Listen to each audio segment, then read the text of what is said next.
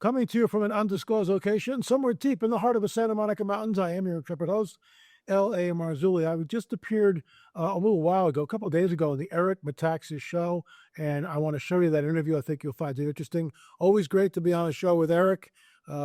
He's a great interviewer, even though he interrupts me endlessly, but it's all good. I love being on his show, and I just love getting his take on things. So we'll get into that. First, a word from our very trusted sponsor. In a recent clinical trial this year, a woman who took 2.5 grams of collagen peptides daily for 8 weeks saw an average of 25% reduction in eye wrinkle depth, a 9% improvement in skin elasticity, and a 29% look in skin hydration, proving collagen can visibly strengthen and rejuvenate skin from within. That is why I use today's sponsor, BioTrust Ageless Multi-Collagen. Folks, I use it every single day. I put it in my second cup of coffee, which is really cold out of the refrigerator, mix it up really well, and I absolutely love it. BioTrust Ageless Multi-Collagen helps supercharge my skin health using 5 premium types of collagen needed to help reduce wrinkles. I've noticed smoother skin, more elasticity, more hydration, fewer fine lines, and a youthful glow. Plus, it also helps improve my joint health, bone strength, and connective tissues on top of my skin. For a limited time, you can grab a bag of BioTrust Ageless Multi-Collagen for 51% off at www.healthwithla.com. Plus, you'll also receive free VIP live health and fitness coaching for life, a free ebook titled The 14 Foods for Amazing Skin, a 60-day satisfaction guarantee, and free express shipping with your order. Once again, please go www.healthwithla.com, healthwithla.com. I want to tell you something. Since I've been taking Ageless BioTrust Ageless Multi-Collagen, and I've been doing it every day, folks, and I have noticed, I'm not making this up, I have noticed that the creepy skin under my arms and the backside of my forearm and upper arm, the lines have really decreased. It's working. So once again, www.healthwithla.com. Thank you. Check it out. Okay, folks. So here's the interview I did on the Eric Metaxas show. Always great to be on his show, and it's an honor for me. I think you'll find the interview interesting. Here it is. What am I talking about? Well, if you've been listening to me for a while, you know I had on L.A. Marzulli a couple of times. Whenever I talk to him, it's a little bit next level, to use a cliche. I'm always looking for a cliche. That's the cliche. It's next level. L.A. Marzulli, author, super genius, author of most recently a book called Rungs of Disclosure. Rungs of Disclosure. L.A., welcome back. Hey, Eric, thanks for having me here. Great to be here. Last time you were here, you were showing my audience the extraordinary facsimile of a skull of what you claimed was a Nephilim. And I think you may have that skull right there. Do you have any sports memorabilia? I'm much more interested in that. Maybe like a Carl Yastrzemski signed baseball, something. I know I have a Babe Ruth original baseball, wouldn't I? Oh, okay. Right. I have Babe Ruth's rookie skull in a box. I can't show it to you right now, but it's really scary. It's really scary. You and I, folks who don't know you, it's a little bit hard to sum you up. You've written many books. You write about things having to do with the occult, with the Nephilim, with aliens or UFOs or whatever they call them last week. And the last time you were on the program, we were talking about Sasquatch. Some people say Bigfoot. It's stuff that's endlessly fascinating, but I think a lot of times people get frustrated because we never seem to get to the bottom of it, or, you never find a Sasquatch carcass or anything like that. And so, but with you, I feel like I do get someplace, which is why it's fun to talk to you. So the new book, which I read, I guess a year ago, Rungs of Disclosure, really fascinating stuff. But there's been some stuff in the news lately What do you want to talk about that touches on any of this stuff? Well, I think one of the biggest news items is the Three-Eye Atlas thing. Is it a comet? Is it something? Wait, the what? The what?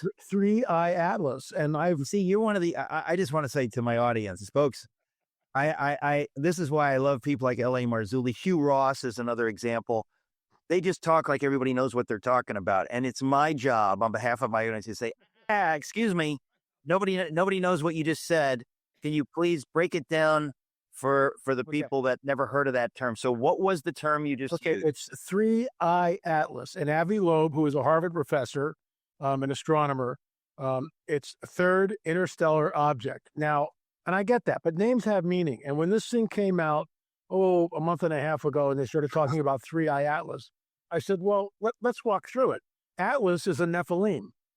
There's no doubt about that. Okay, Atlas. Hold on. I still got to slow you down. I'm so sorry. No, don't do it. Let me get to the Atlas is a Nephilim. That's kind of a meaningless statement to me. What are you talking about when you're Atlas? Most people think of as an ancient Greek, this exogical figure who's holding up the world, one of these demigods. Right. You're saying somehow there's an actual Atlas. Well, I'm saying that they're portraying Three-Eye Atlas. Why name it Atlas? Atlas is holding the world on his shoulder, like you just explained. So are they signaling to us that it's a global event? Three-Eye could be. Listen, This is conjecture. LA, I'm not kidding. I still have no idea what you're talking about. What is Three-Eye Atlas? I'll get there. They named this comet. Comet. Stop. Now we got someplace. Okay. They named this comet, or Comet. what they think might be a comet, but then again, it might not be. And I'll get to that in a second. They named it Three-Eye Atlas. Atlas, Greek demigod holding the world on his shoulders. So are they signaling to us, this is conjecture, that this is a global event? Is that, I don't know. Who's they? That remains to be seen. And now here's the kicker. Three-Eye, third eye, are they signaling that this is some sort of an enlightenment, a global enlightenment? Now bring in Avi Loeb. Avi Loeb has been stating this for weeks now, that this comet or whatever it is has some very peculiar attributes to it, like the jets that come out of it. It goes from green to blue and then back again. But he's saying, and he's been on all media, Eric, all media. Evidently, I haven't been watching all media because I know nothing about. That's why I have you on, and the people that love you are going to be making comments in YouTube. Eric, shut up and let LA talk. Forgive me, folks. I'm just trying to make sense of this because I've not heard any of this. Okay. This is all new to dimwit Eric. Go ahead. You're not a dimwit, please. You're a lot smarter than I am. So here's the deal. Avi Loeb is on all media, News Nation, Fox News, everywhere. And he's saying that this comet could be, his words, not mine, a black swan event. So what's a black swan event? A black swan event is an event that you don't prepare for. It comes out of the blue. And you go, oh my gosh, we should have prepared for this. But no one's preparing for it. What is he talking about? He's talking about, this is conjecture on his part, that this comet might be, his words, not mine, might be some sort of extraterrestrial craft. Hey there, folks. As hard as it may be for us to believe, especially here in America, there are people in other parts of the world who have literally been enslaved because of their faith in Jesus Christ. Some of them for decades. Hundreds of thousands of them have been persecuted and enslaved in the Sudan. Together, right now, we can literally buy their freedom and save the lives of some precious brothers and sisters, give them the joy and hope we celebrate so freely. For only $250, you can provide life-saving aid this Christmas. You can buy a believer's freedom and provide them with much-needed food, a goat, and other necessary goods for their survival.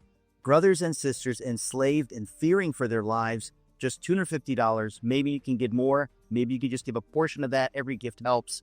Imagine buying the freedom of a fellow Christian believer. You can do it. Call 888-253-3522, 888-253-3522. Christian Solidarity International provides life-saving resources for persecuted Christians for almost 40 years, 888-253-3522, or go to ericmetaxas.com and click on the banner. You'll see it, ericmetaxas.com. Click on the banner. Please give someone the gift of getting their life back. Provide life and freedom for someone right now. God bless you. Okay, now that you mention it, I did hear something about this in the news. Now I realized, because you're giving the name to it, it's a comet, or they believe it's a comet. They've called it the 3-Eye Atlas comet, I guess. But here's the thing. You know and I know that there are no aliens. There are no creatures around the world. If it is anything like that, it's demonic. Absolutely. All day long. All day long. And I mean, we can go down the demonic rabbit hole if you want to, but let's stick with this. Then Avi Loeb states, this could be a Trojan horse event. So why is he peddling this type of... Who's Avi Loeb? Avi Loeb is a Harvard professor, brilliant guy, an astronomer. I mean, just brilliant, real smart guy. But all of a sudden, Avi Loeb is just raised up and he's everywhere in all media. And he's talking about a black swan event. And then he says, this could be a Trojan horse where we'll allow this thing to come in, and out of it will come hundreds of UFOs and surround the planet. His words, not mine. Now, you know, this is a Harvard professor claiming this. Now, I guess my question, why in the world would somebody make a conjecture? That is a wild, crazy conjecture. You've got to have a reason, some evidence or something. And it sounds like he doesn't. I mean, how could he possibly know? Why would the Vatican state just a couple of weeks ago that if there are extraterrestrials and they show up, we will baptize them? I'm paraphrasing. Wait a minute. You're not. This is why I love talking to you, ladies and gentlemen. Forgive me for interrupting, but LA, did you just say yes what I thought you said? I said exactly what you thought I said. The Vatican has stated, we broke the story. My late business partner Richard Shaw and I, in our Watchers series, we sat down with Chris Putman. He's the co-author of Exo Vaticana with Thomas Horn, that talked about, and this is old news to someone like me, but that if extraterrestrials show up, well, you know, who are we to say limit God? So, I mean, why is Avi Loeb talking about a black swan event? And in tandem with him, the Vatican's talking about baptizing aliens? I mean, are we being set up for something? In my opinion, we are. And then, on top of this, you have Anna Paulina Luna. This is another rung on the ladder of disclosure. She's a congresswoman from Florida. So this is an elected official talking about on a talk show that these entities are interdimensional. And when she's pressed, well, what do you mean by interdimensional? She sort of dodges the question and moves on. And then you get whistleblowers who talk about the retrieved bodies, non-human biologics. This is all in Congress. So, you know, you put that together and we are looking at something. Something's about to happen. It's very creepy. Let's just be clear. It's creepy stuff. And LA and I, we both agree this is demonic. Now, I remember reading Hugh Ross many years ago. I don't know if you're familiar with Hugh Ross. I am, yes. I know Hugh Ross. I was with him a couple of nights ago here in New York City. He was the one that alerted me in the early 90s that this UFO stuff is demonic. It's not aliens on other planets like Star Trek. No, it's demonic deception. It's very, very dark. And so I think there are a lot of people that are very confused about this. And then when you have the Vatican really stupidly, I mean, this is so ridiculous. They're just assuming like, oh no, they're going to be aliens and maybe, you know, we can convert them or whatever. It's crazy stuff that they would even weigh in. Why would the Vatican, for God's sake, weigh in on something that is pure lunatic speculation? See, you use those words, lunatic speculation. And with Avi Loeb, there's definitely speculation going on there. And I get that. But it's no longer fringe. When you've got people and whistleblowers in Congress talking about this, that's not fringe. These guys are risking everything coming forward, saying we have back-engineered craft, we have retrieved non-human biologic bodies. And then you've got Brett Baer. This aired last week. Now, you and I both know Brett Baer. This guy is stalwart. He's a stand-up guy. He's a straight shooter. There's never a hint of emotion. He's very analytical. I mean, he's like he's amazing, right? As an interviewer. He's interviewing the director of an up-and-coming film called Age of Disclosure. The director of that film interviewed 34 people And people like Marco Rubio come on the record in this film, and other people, and they are stating on the record that not only do we have retrieved craft and retrieved bodies, but that they have seen them. They have come face to face with live so-called aliens. Here's the deal. For Wait. Marco Rubio has, I mean, it's one thing to talk about a retrieved craft. Right. It's another thing to talk about a retrieved alien body. Right. You said live. Yeah. One witness stated that he saw the craft move and he saw live so-called aliens, which are the Greys. Well, that's a 3-hour conversation. Look, this is really complex. It's the deep end of the pool. Let me tie it back into scripture. Why would Jesus warn us that it would be like the days of Noah when he returns? Everybody 2,000 years ago knows exactly what Jesus is talking about. There is no Sethite theory. That doesn't come in till Julius Africanus in the 4th century, when Augustine these spiritual or creates the spiritual idea, and angels don't procreate and all this.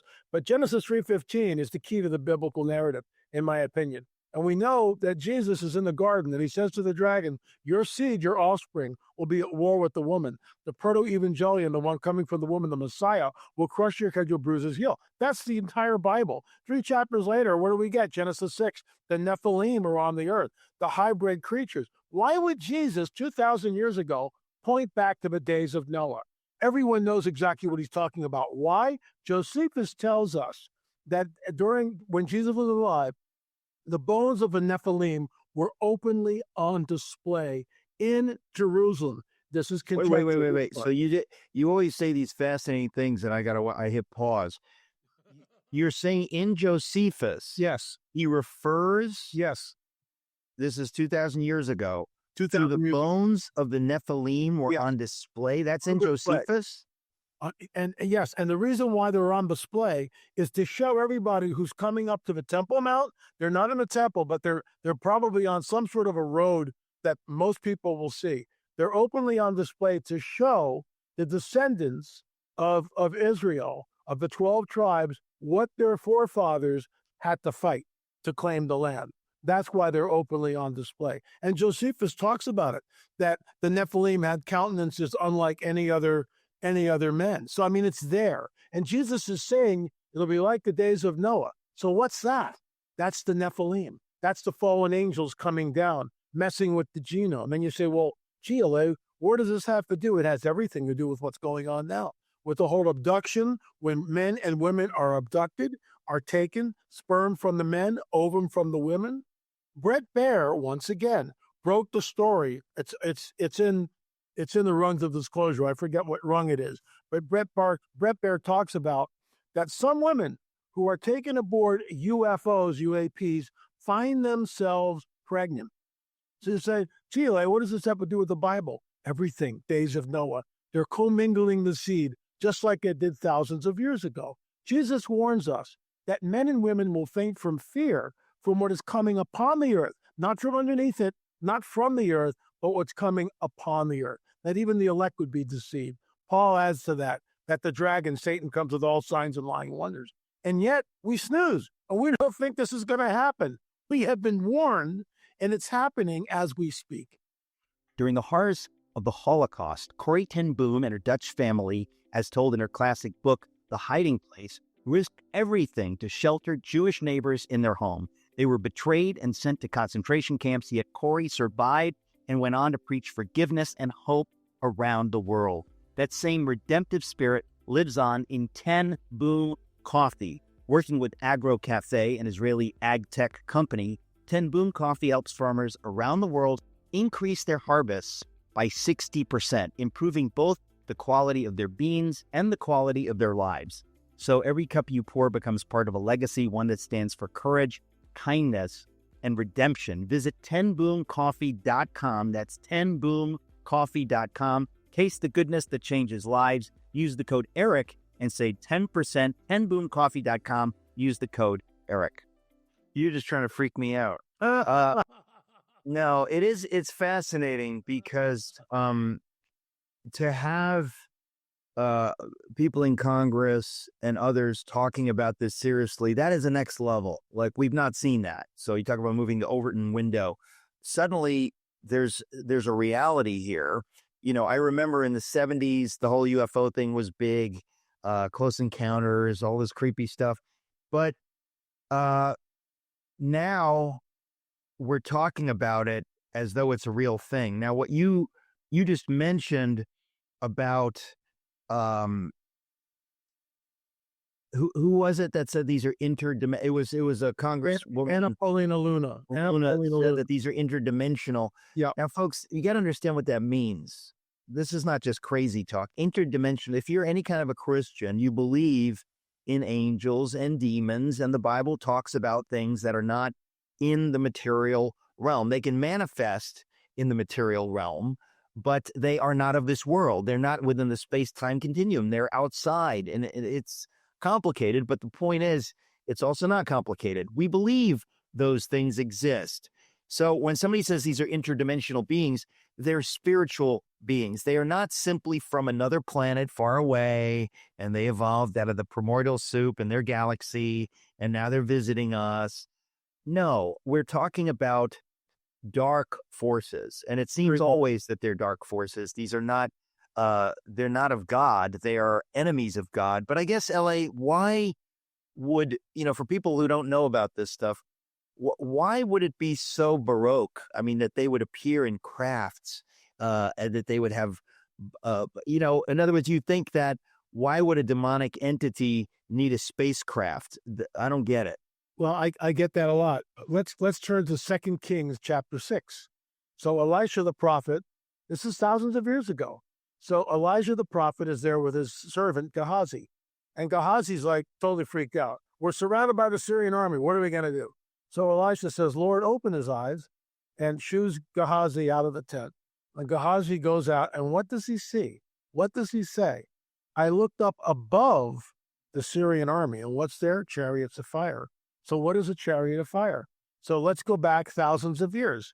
There's no flying saucer, UFO, or anything else in the vernacular. You look up, you see a glowing object above the Syrian army that's glowing. It's above the Syrian army. So all you know is it's a vehicle. It's a chariot of fire. Welcome to the UFO phenomena thousands of years ago. See, well, I'm not doubting that. I'm just questioning why would demonic entities need chariots? Why would they need spacecraft? Two reasons. One, the bases may be under the oceans with these craft. The breeding program and the hybrids may be, this is conjecture, may be stationed underneath. But there's technology in the Bible. There's a book I'm writing, Supernatural Technology in the Bible. It's all through there. But we turn the page and we fail to see that there's supernatural technology all throughout the pages of the Bible. Well, I mean, yeah, that concept is one with which I'm not familiar, and I think most people, when you think of an angel or demon, you don't think of them as Genesis. Look at Genesis. Adam and Eve are booted out of the garden. The two cherubim are standing guarding the east gate. After 3-hour conversation, why only the east gate? But I digress. So the two cherubim are there. What's between the two cherubim? There's a flaming sword that turns every which way, and the cherubim are not wielding it. The sword is moving by itself. What is a flaming sword in modern day vernacular? Vroom, vroom, vroom, vroom. I think you're making a leap to lightsaber, but I'm going to allow it. As the judge of the program, I'm going to allow it. Remember, they don't have in the vernacular lightsaber, but a flaming sword in modernity. Oh, that's a lightsaber. So, but a lightsaber is made up by George Lucas. It's not a real thing. Or is he looking back to the Genesis 6 account? We don't know, right? Because that sword that turns every which way, right? A flaming sword that turns every which way, that is unbelievable. We have a very truncated view of the supernatural, and we don't understand. For instance, who the heck is building the New Jerusalem? That thing is 1,500 miles. I mean, there's the engineering problems are alone that just stagger the imagination. How does that work? And you remember, it comes out of one realm into the other. How does that work?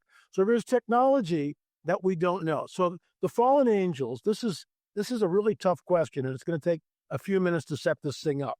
Okay, fallen angels don't need craft. Number one, they don't. They can pop in, they can pop out. All right, they can do that. I understand that. But when we get Daniel who prays, this is one of the few places in the biblical prophetic narrative where we get a glimpse into the heavenly realm. Daniel prays, the prayer goes right to the throne room. An angel is dispatched. Takes him 21 days to get to Daniel. That in itself is very unsettling. And the that's one of those weird things. You think that makes no sense. Why would a spiritual entity need time? I mean, I would think that, But here's the deal. He can't get through because the Prince of Persia, who's obviously a fallen angel, can't let him through. So the good angel has to go get Michael and reinforcements, and they fight. The Bible doesn't tell us how they fight, but they fight. And somehow, just like in the book of Revelation, Michael and his angels fight with the devil and his angels. They're overcome and they're cast to earth. How are they overcome? Can they be wounded? Yeah, maybe. They can't be killed because they're immortal beings. So the angel gets through, which immediately begs the question, why can't the angel just do an end run? Why can't he go around the Prince of Persia? There's a gateway, there's a portal. And only through that portal can he go from one realm into another. That's unbelievable when we get that, okay? So demons, this is why it takes a while to set this up. Demons are the disembodied spirits of the Nephilim. The Nephilim are the progeny of fallen angels, human women. Genesis 3:15, mixing of a seed. Genesis 6, the Nephilim are on the earth and also afterwards in those days. So the Nephilim are the progeny of fallen angels, human women. In my opinion, they are soulless. Only God can give a soul. They have no soul, and they are in a fixed state. So the Nephilim are wiped out on the flood, first incursion.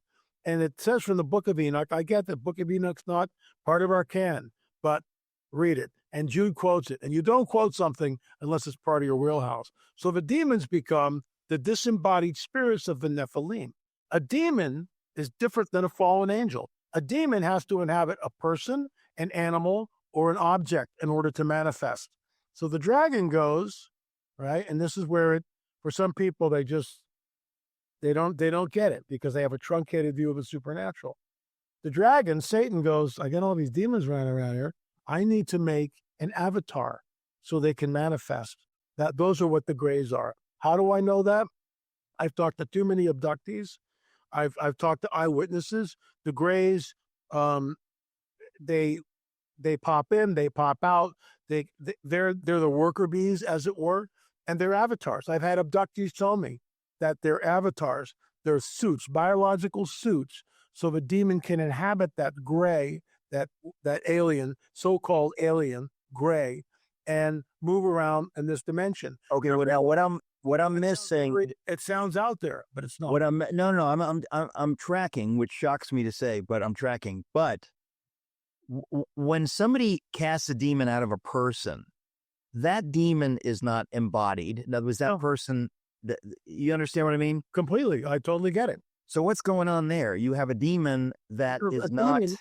A demon can only inhabit a person, an animal, or an object to manifest in our dimension.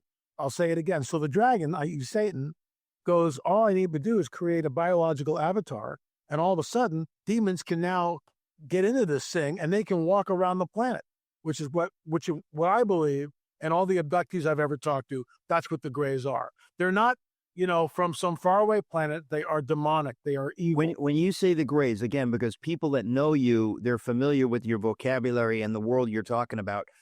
Are you talking about, we've seen pictures of those creepy, big-eyed, from Close Encounters of the Third Kind, I'm not really seeing it there, no. Right there. I don't. Todd, do I see? Yeah, I don't know what I'm looking at. What am I? Oh, it's lying down. Right. That's so creepy. Yeah, it's very creepy. But you're saying that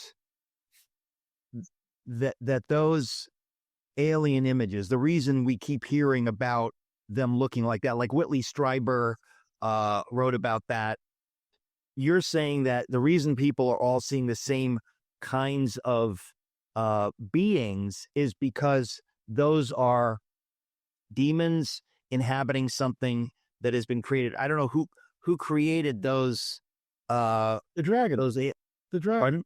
The dragon, Satan, created avatars. This is what I mean. We, as a church, we really think we have this such a truncated view You're right. what's going on, and we Totally. need to expand. And folks, I get it.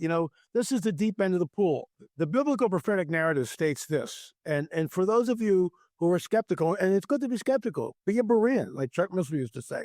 Go out and search the scriptures for yourself. Why is it that we are told that Satan comes with all signs and lying wonders? What does that mean to you and me? It's not, hey, Rocky, watch me pull a rabbit out of my hat. It's not that. It's all that even the elect would be deceived if that were possible. Satan comes with all signs and lying wonders. So something is coming which is unprecedented. And I believe, having been following this literally for decades, devoting my life to it to try to warn the church, this is the coming great deception.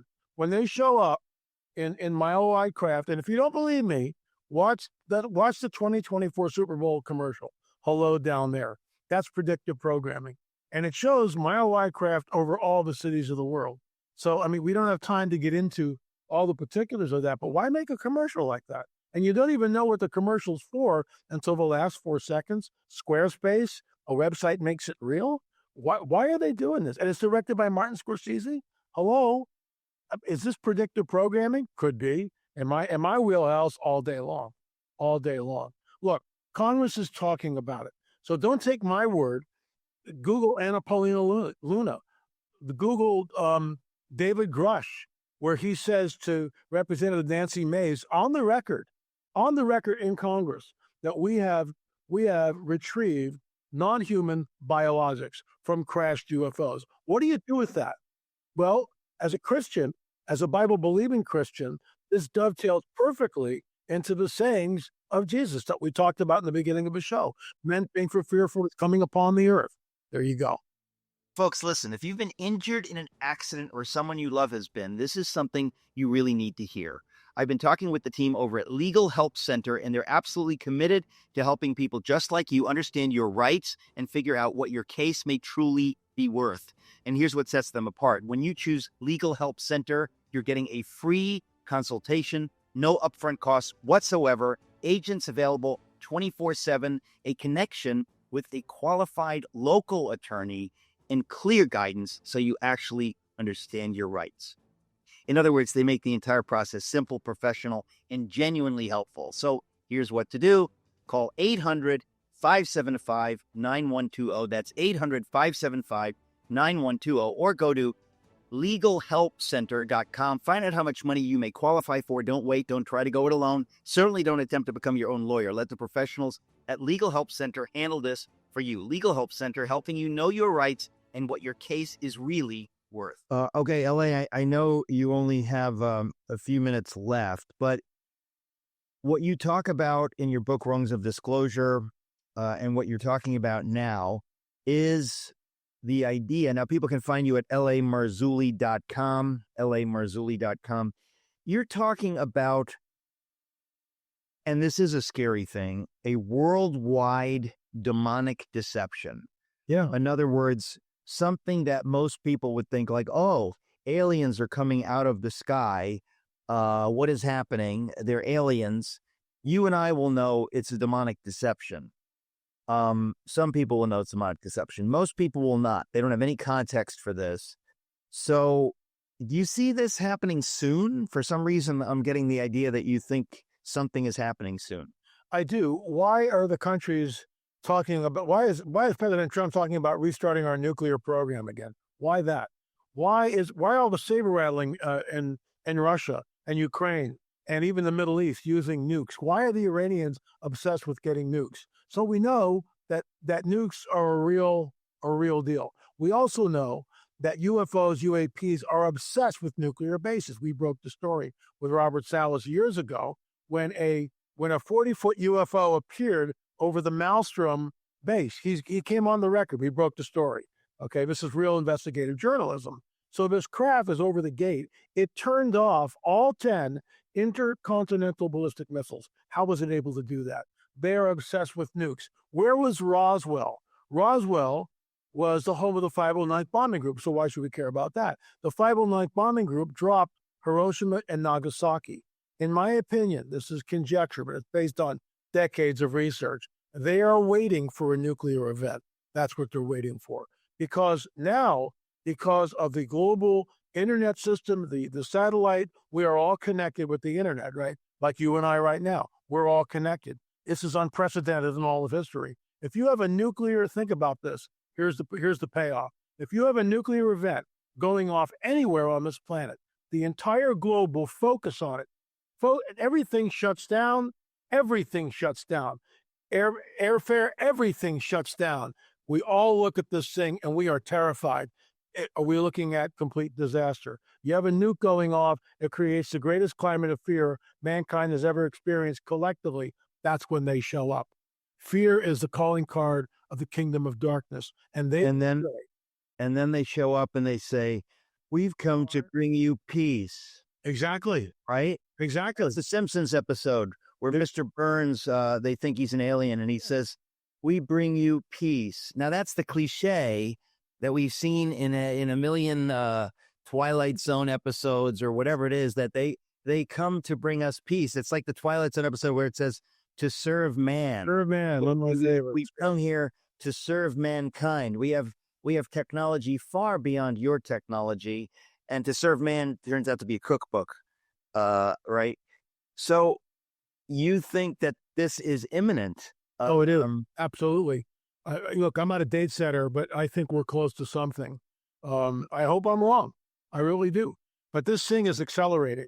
This whole thing is accelerating. It's headed towards some sort of a climax.